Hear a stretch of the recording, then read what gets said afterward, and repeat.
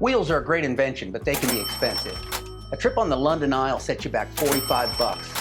A new tire for my truck, about $200. And this baby right here, a good pottery wheel will set you back over $1,000. So anyone wanting to start a hobby in pottery is stuck with two options. Either spend a fortune setting up a home studio or join one of those community pottery studios. Is there no third option for somebody who wants to make pottery at home and not break the bank? I'm here to tell you that you can make pottery at home without a wheel, in the same way that our ancestors made functional pottery for centuries before the pottery wheel was ever available. Today, I will briefly demonstrate 3 ways that you can make pottery using basic tools and no wheel. And I'm ready to get started right now. The pinch pot is going to be a rather small pot, so I start with a small lump of clay. And I just press my thumb into the center and start pressing out a hollow in the middle. And then I rotate it in my hands, pinching those walls thinner and thinner, opening up that hole on the inside.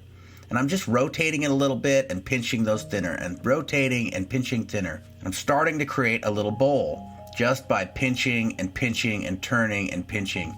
I'm paying special attention to the thickness of the walls, making sure I pinch down the thin spots. And here I'm just making sure that that bottom stays round because I've been working on a flat surface. Now I'm going to scrape the outside smooth, and I'm just using a piece of wood here. You could use a popsicle stick or anything almost just to scrape it smooth. And a little knife will help me clean up that opening and make it nice and circular. And then a little water in my finger will just help smooth that rim out.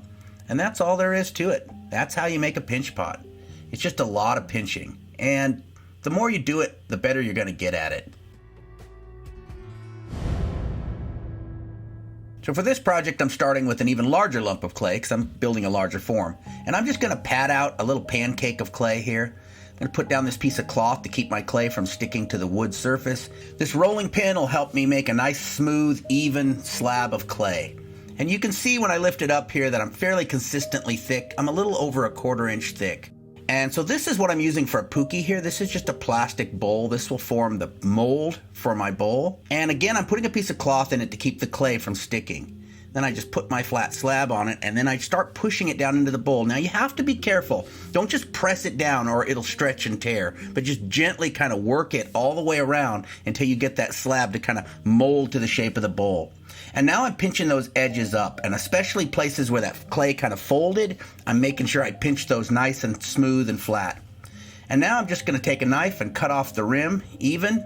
Now this is a little gourd rib tool, and I make these myself. You can buy something like this, and I'm just going to use this to smooth out my bowl on the inside because the inside kind of has some lumps in it, and if I'm going to use this, I want it to be relatively smooth. So this is a good way to kind of make it all consistent and nice. And then a little bit of water and my fingers on the rim will help smooth that out. Now I'm going to flip it upside down and clean up the bottom. So again, I put down a piece of cloth so it doesn't stick, flip it over and pull the pookie off, and you can see it'll have kind of a coarse texture where it was pressed into the pookie. So I'm just using a little water and that gourd rib tool to just smooth out the bottom of the bowl. And once I have it smooth, I can put it back in the pookie so that I can flip it over again. And that's all there is to it. Slab built bowl. And keep in mind, if your first one doesn't come out so good, keep practicing. You're only going to get better. The coil building project is my most ambitious of the 3, so I'm starting with an even larger lump of clay, but I'm not going to use it all. So I start by just patting out a pancake of clay. Now here's my pookie. This is a ceramic pookie, so the clay is not going to stick to it. I can press the clay directly into it.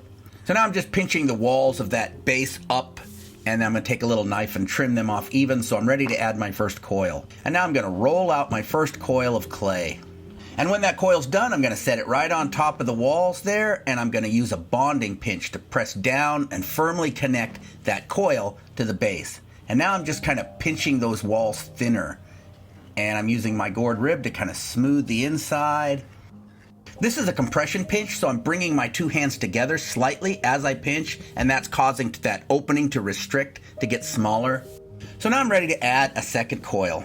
And once I have that done, I'll set it on top of the walls of the pot, and again use that bonding pinch, pressing down and in to attach the coil to the body of the pot, and now pinching that coil thinner, and now using that gourd rib to kind of smooth out the surface of the pot. Here I'm kind of using it not only to smooth, but also to shape the pot. Now I'm ready to start adding the neck to my pot, so I've rolled a very small coil, and And I'm carefully attaching that, and then I'll pinch that up and smooth it in, and then I'll do one more coil, and that'll pretty much finish up the neck of this pot. So here's my last coil, and I'll attach it, pinch it thinner, and smooth it. And then I'll just kind of get my fingers wet and smooth the rim. And that's all there is to it. These 3 pots could be made by anybody at home without a wheel. And don't worry if your pottery doesn't come out that good at first, just keep practicing and you'll get better. So now that you've learned all these new ways of making pottery, you've probably got a million questions. But don't worry, ask them down in the comment section and I will answer every one of them. But I'm also way ahead of you. I already know what your first question is. It's, now that I've made these pots, how in the heck am I supposed to fire them without a kiln? I've already made a video about it. I'm gonna put that video right over here. So go check that out, and then you'll know the whole story. How to make the pottery without a wheel, and how to fire it without a kiln. All right? Thanks for watching. I'll catch you next time.